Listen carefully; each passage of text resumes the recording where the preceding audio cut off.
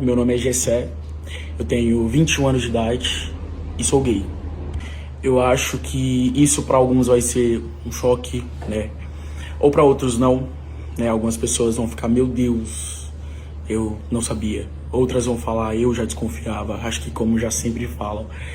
E outras vão até, né, brincar, choque um total de 0 pessoas. Mas, na verdade, eu não tô aqui pra confirmar boatos, eu não tô aqui pra afirmar teses e nada disso. Eu tô aqui mesmo pra cumprir, né, e fechar um processo a qual eu venho vivendo, acho que desde os meus 12 anos de idade. Com 12 anos de idade, eu descobri sobre a minha sexualidade. E eu venho de uma família cristã, eu sou de um berço evangélico. E a gente sabe que esse contexto é um pouco complicado para pessoas que são gays. E eu descobri com 12 anos, mas eu acho que eu não contei pra ninguém a respeito disso, eu guardei pra mim mesmo. Até porque, como eu disse, o contexto que eu vivi, ele reprimia bastante essa questão. Guardei pra mim mesmo, mas com 14 anos de idade já não tava dando conta mais de guardar e sufocar isso dentro de mim, sabe? Eu tive que contar pra minha mãe. E eu tô um pouco nervoso, eu tô acostumado com câmera, com essas coisas, mas eu acho que falar sobre isso tem sido muito peculiar, sabe? E quando eu contei pra minha mãe, eu acho que foi um choque. Eu acho não, eu tenho certeza, porque eu acho que muitos pais, eles meio que projetam os seus filhos, né? Tipo, ele nasceu, a gente vai criar ele cresceu, se tornou um jovem, logo mais ele vai entrar na faculdade, logo mais ele vai arrumar uma esposa, vai ter filhos, formar uma família, e é isso. Então eu acho que 90% projetam a vida dos seus filhos assim, e eu acho que os meus pais não foram diferentes desde quando eu era pequeno, eles sempre projetaram quem eu seria na cabeça deles. Eu acho que isso é algo natural. E quando a minha mãe se deparou, né, com o filho dela, gay e tudo mais, eu acho que isso meio que assustou ela de certa forma. Contei pra minha mãe, fui sincero com ela. No começo eu não contei pra muitas pessoas. Eu lembro que na época eu namorava uma menina. Eu cheguei a comentar com ela, ela foi muito empática comigo e teve muita paciência.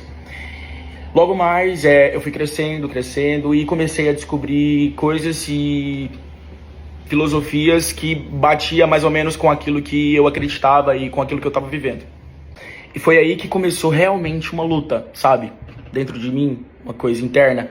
Porque o contexto que eu estava vivendo, ele me pedia para eu lutar contra aquilo que tinha dentro de mim.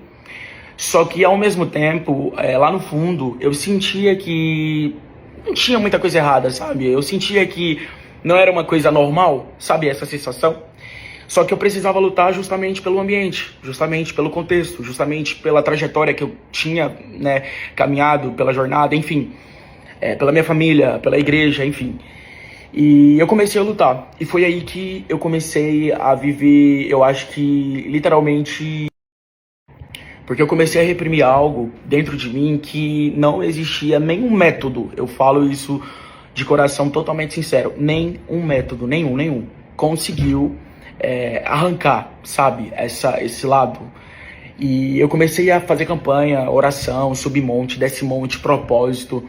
Pedi oração para algumas pessoas e eu orava. Eu lembro que teve madrugada que eu virei à noite orando e chorando, falando, Deus, tipo, arranca isso de mim, já que isso não é certo, sabe? Tira, pelo amor de Deus. E quando eu percebi que eu tava convivendo com algo que não combinava com o ambiente que eu estava e que provavelmente eu teria que viver uma mentira e que provavelmente eu não poderia externalizar isso, foi onde eu comecei a desenvolver. Eu me sentia mais ou menos como uma peça de um quebra-cabeça que não é daquele quebra-cabeça. E eu comecei a me culpar, sabe? Eu comecei a me auto-sabotar. E eu lembro que diversas vezes durante o dia eu chorava e eu falava, pô Deus, mas é só tirar, sabe? É só arrancar, é só eliminar. É só isso que eu te peço, só isso. E eu comecei a ter esse tipo de luta interna e isso começou a desgastar muito a minha alma e meu coração. E foi onde, como eu disse, eu desenvolvi. Só que eu não queria contar para as pessoas por que eu... E foi onde eu comecei a me aproximar muito da questão espiritual com Jesus. Eu sempre gostei muito de compor, sempre gostei muito de escrever. E eu comecei a narrar, através das canções, todos esses capítulos que eu vivi. E foi onde nasceram canções que hoje as pessoas escutam e ajudam elas especificamente nessa área.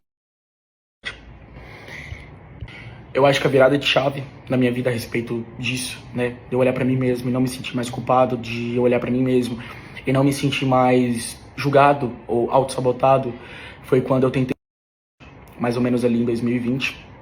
E depois disso, eu parei de frente pro espelho, olhei pra mim mesmo e falei, cara, não tem nada de errado com você, sabe? Não existe nada de anormal, não existe nada de diferente só porque você é gay. E quando eu aderi a essa autoaceitação, foi quando as coisas começaram a se tornar mais leves pra mim.